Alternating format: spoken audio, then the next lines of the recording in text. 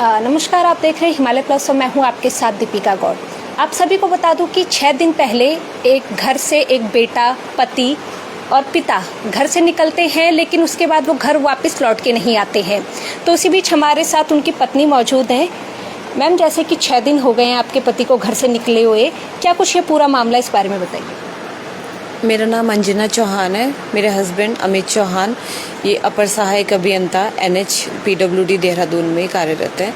ये रविवार को 12 बजे 12 तारीख को शाम को 4:45 बजे में कुछ एक कॉन्ट्रैक्टर है हैप्पी परमार, वो यहाँ पर आए और उन्होंने मेरे हस्बैंड के लिए पूछा कि वो कहाँ है। तो मैंने उनको बुलाया, मैंने कहा वो बाहर आए हुए हैं।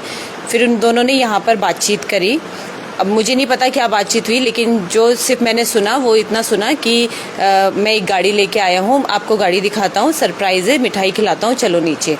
इन्होंने उस टाइम भी थोड़ा मना किया था, लेकिन फिर भी वो लोग गए, वो नीचे चले गए।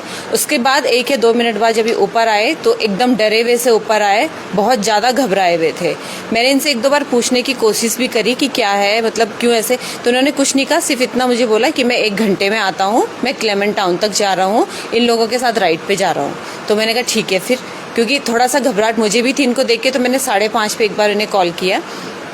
उस टाइम स्विच ऑफ आ रहा था फ़ोन, 3 बार मैंने कॉल किया, स्विच ऑफ। फिर इनकी तरफ से मुझे एक कॉल आती है 30 सेकंड की कि मैं अभी थोड़ा बिजी हूँ, बाद में बात करता हूँ। मैंने सिर्फ इतना पूछा कि मार्केट चलना है, तो उन्होंने कहा हाँ चलेंगे, 1 घंटे में चलते हैं मार्केट, मैं आ रहा हूँ। तो मैंने कहा ठीक है। फिर उसके बाद जब मुझे इनकी आवाज़ थोड़ा सा अजीब लगी, मैंने इनको मैसेज किए कि आप ठीक हो, क्या हुआ। तो इन्होंने कुछ रिप्लाई नहीं किया। उसके काफ़ी देर बाद रिप्लाई किया कि मैं बिज़ी हूँ, बाद में कॉल करता हूँ। लास्ट कॉल 8 बजे आती है। मैं खाना खाने नहीं आ पाऊँगा क्योंकि मैं काम में हूँ और 12 साढ़े 12 बज जाएंगे, तुम खा लेना, क्योंकि मैं डायबिटिक पेशेंट हूँ। तो उन्हें इस चीज़ की रहती थी चिंता कि अगर ये मेरा वेट करेगी तो फिर काफ़ी टाइम हो जाएगा। तो उन्होंने इसलिए वो किया कि तुम खाना खा लेना, मेरा वेट मत करना, मैं आता हूँ क्योंकि काम में बिज़ी हूँ। तो मुझे लगा ठीक है 12 साढ़े 12, लेकिन 9:30 पे जब मैंने ये भी बोला है कि 1% पे बैटरी है, मेरा फ़ोन ऑफ होने वाला है। मैंने कहा ठीक है। फिर मैंने 9:30 पे इन्हें कॉल किया, मुझे लगा शायद चार्ज वार्ज कर दिया होगा, तो फ़ोन स्विच ऑफ। उसके बाद से वो फ़ोन स्विच ऑफ था। पूरी रात भर मैंने इंतज़ार किया। जब सुबह भी हो गई, काफ़ी टाइम हो गया, 8 बज गए। तो फिर उसके बाद जब मुझे बहुत ज़्यादा हुई थी, मैंने कहा मैं कहाँ से पता करूँ। फेसबुक से मैंने फिर कहीं से इनका जो कॉन्ट्रैक्टर उनका नंबर निकाला। नंबर जब मिला उसका तो उन्हें कॉल की। तो कॉल करने में जब मैंने पूछा कि मैंने कहा भैया आपके साथ मेरे हस्बैंड गए थे, वो कहाँ हैं, वो मुझे इतने देर बोल के गए थे, वो रात भर नहीं आए। तो कहने लगे कि हम लोग तो रात को डुंडा आ गए हैं। मैंने कहा मुझे क्यों नहीं बताया मेरे हस्बैंड ने। कह रहे मुझे नहीं पता आपको क्यों नहीं बताया, लेकिन मैं आपकी बात करवाता हूँ। मैंने कहा अच्छा ठीक है। वो उसके बाद होटल गए। होटल में जब उन्होंने पहुँचे तो वो कह रहे कि भाभी भैया तो यहाँ है नहीं। तो मैंने कहा वहाँ नहीं है तो कहाँ है भैया। तो कहने लगे हमें नहीं पता। तो मैंने कहा आप ढूंढो तो सही, कहीं तो होंगे, मार्केट में होंगे, कहीं होंगे। वो उनके लिए ऐसा नहीं था कि अननोन शहर है, वो 10-15 साल से वहाँ जॉब कर रहे हैं, उनके लिए वहाँ की एक चीज़ वहाँ नोन है, वो हर जगह जानते हैं वहाँ पे। मैंने कहा मार्केट जाइए, कहीं देखिए कहीं पे होंगे। तो अब उसका तो उन्होंने कहा कि ठीक है हम आपको कॉल करते हैं। थोड़ी देर बाद फ़ोन कर रहे तो कहते हैं कि मार्केट में कहीं नहीं है। तो मैंने कहा कुछ कैसे पता चलेगा, CCTV कुछ तो होगा। तो उन्होंने एक फुटेज मुझे दिखाई कॉरिडोर की, उसमें वो आगे जा रहे हैं और एकदम से पीछे आ रहे हैं, बिल्कुल घबराते हुए। वो क्योंकि मैंने उनके फेस से एकदम देख लिया था कि वो घबराए हुए थे। जब वो स्ट्रेस में होते थे, डरे हुए होते थे, वो हाथ पीछे करके चलते थे उस समय। तो वो इस तरीके से चले, वो डरे डरे से।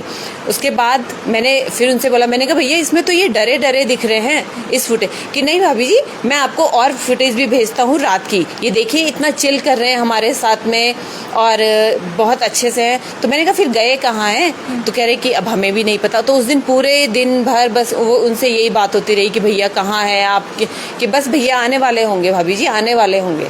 शाम बहुत हो गई थी जब मैं, तो फिर मैंने अपने ससुर जी को कहा, अपने पापा को कहा, मैंने कहा आप लोग जाइए कुछ तो कीजिए, वो नहीं आ रहे हैं घर अभी तक। फिर वो लोग गए। तब तक ठेकेदार जी ने वहाँ पर मिसिंग कंप्लेंट लिखवा चुके थे। आपसे पूछ के हाँ, किया? पूछा, उन्होंने मुझसे पूछा कि क्या करें। तो मेरा उस समय था कि मतलब मैं सिर्फ उन पे ही वो करी थी कि भैया आप ही वो कर लो, आप लेके गए हो तो ढूंढ के। उन्होंने कहा नहीं मैं लेके आऊंगा, आप चिंता मत करो। तो उन्होंने वहाँ पे मिसिंग कंप्लेंट लिखवा दी, डुंडा में, उत्तरकाशी वहाँ पे लिखवा दी। तब तक मेरे ससुर जी लोग पहुँच गए। फिर उन्होंने आगे वो किया, फिर ऑनलाइन जो रिपोर्ट दर्ज हुई वो उत्तरकाशी में हुई।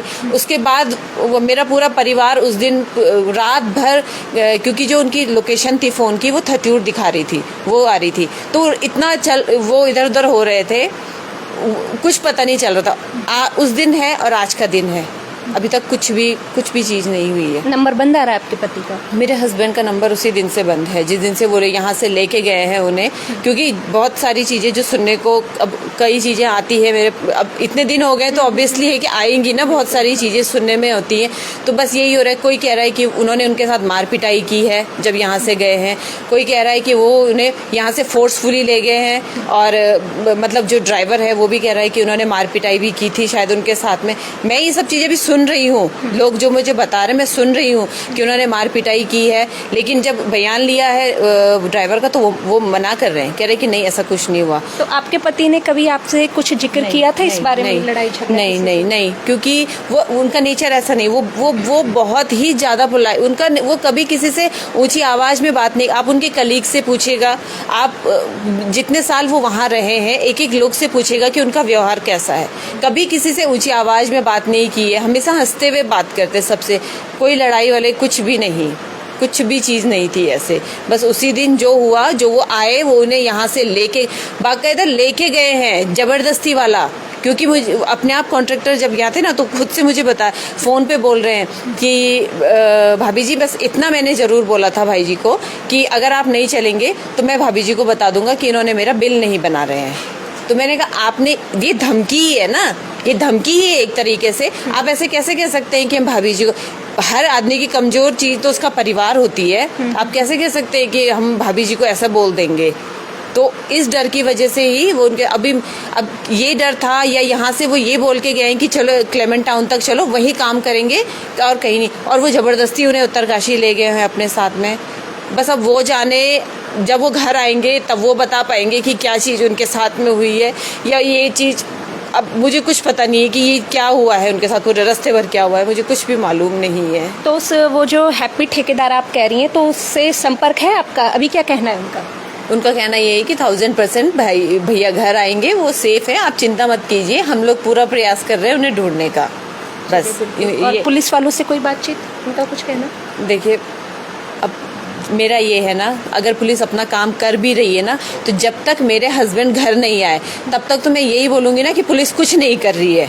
जिस दिन मेरे हस्बैंड घर आ जाएंगे उस दिन मैं सबसे पहला धन्यवाद उन्हें करूँगी, लेकिन जब तक वो घर नहीं आए ना, मेरे लिए तो कोई कुछ काम नहीं कर रहा है। मेरा हस्बैंड पता नहीं कहाँ है इस समय, पता नहीं किस हालत में है।